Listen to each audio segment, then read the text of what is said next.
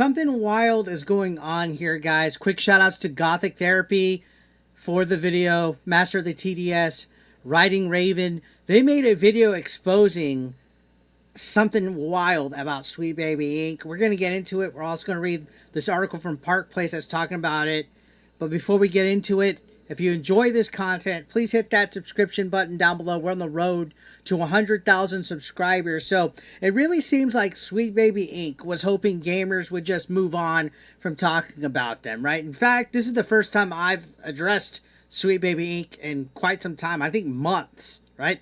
They were probably hoping that the outrage would fade and that people would stop caring about who's pulling the strings behind the scenes. But no, that hasn't happened. Now gamers are digging deeper than ever before, researching every new release, checking the credits to games, and calling out any connections to narrative consultancy firms or groups like Sweet Baby Inc. And now, thanks to some new reporting, as I mentioned, from Gothic Therapy, we may be looking at a hidden origin story that they didn't want anyone to uncover. There's a potential founder who's been completely scrubbed from the public, and the more that you look into it, the weirder it gets. But again, anything is possible with Sweet Baby Inc., as they've showed. This article is wild. I read it and I watched Gothic Therapy's video and I could not believe myself. So here's the deal. They've been pretty quiet lately. They have been pretty quiet lately, probably because the last time they were in the spotlight, it didn't go well.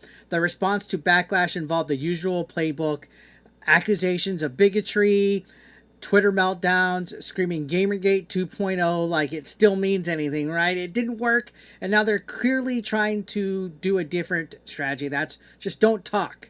But thanks to a new investigation by Gothic Therapy, hosted by Riding Raven and Master of TDS, things are heating up again. They made an expose that literally dives into the actual founding of Sweet Baby Inc., and it calls into question everything we've been told. So this video claims that there's someone who helped create the company, and then they mysteriously were erased from all official documentation. So publicly, Sweet Baby Inc. has always claimed that their three founders were Kim Belair, Dave Bedard, and Ariadne MacGillivray, and I probably mispronounced and butchered her name. But yeah, that's a group of friends who supposedly wanted to fix storytelling in games. That's the origin story that they pushed for years at all their press conferences, their interviews, their panels. But Gothic Therapy's research into government filings suggests that someone else was involved right from the beginning, a man named Jason Huberts, who was listed on day one as the freaking vice president, a director, and a shareholder, and he wasn't just tagging along. His name appeared next to Belair and MacGillivray as a key founder, but by 2019 he was wiped from the paperwork in a formal correction, and his shares were reassigned to Belair. Bedard, for his part, didn't even join the company until 2020, guys, despite being labeled a co-founder.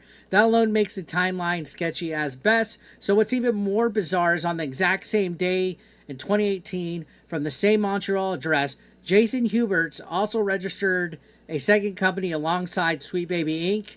One of these entities mysteriously vanished, right? The other became a go-to for narrative diversity consultants, right? Working with AAA publishers. So who's Jason Huberts? Well, here's where it gets wild, right? Apparently in the late 1980s, there was a man named Terry Huberts. And Terry served in British Columbia's legislature as Minister of Parks.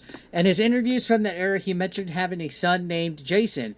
Combine that with the matching names, addresses, and timing. Gothic Therapy claims the statistical odds of all this lining up by accident are something like 1 in 100 million.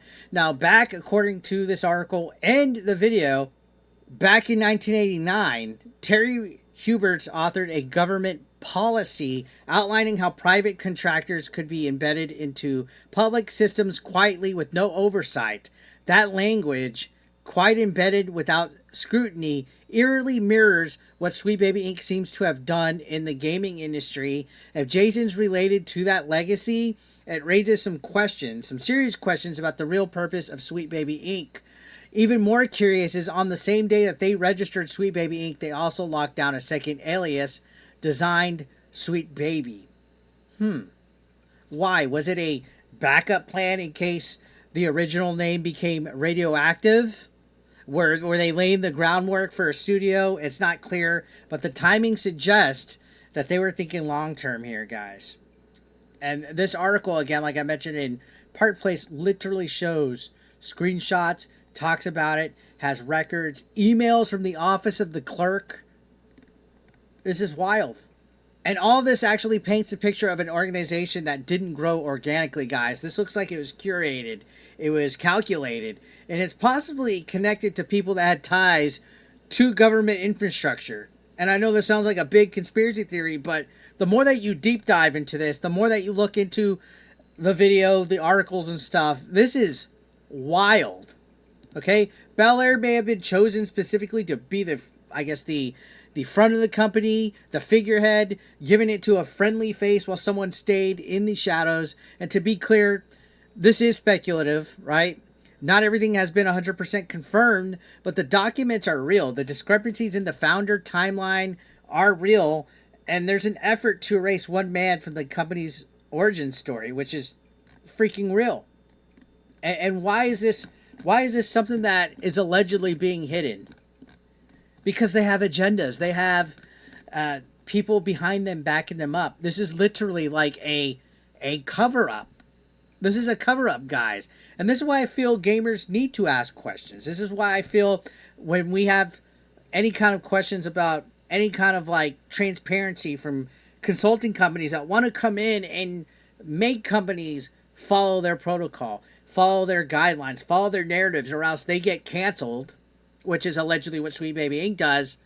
We got to ask questions, guys. This is why we shouldn't let things go, because a company that has this much influence over gaming narratives, they literally have built a foundation on deception and manipulation. They got journalists writing hit pieces on people.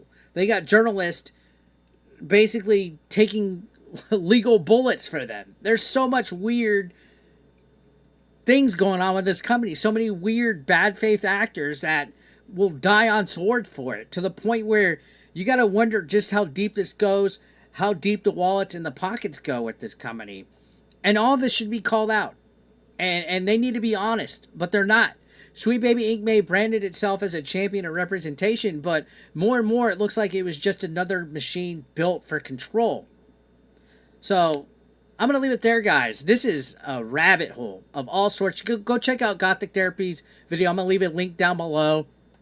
Let me know your thoughts in the comments. If you like this video, hit like or dislike, and subscribe. I'll see you guys on the next one. This is a story that's updating as we go.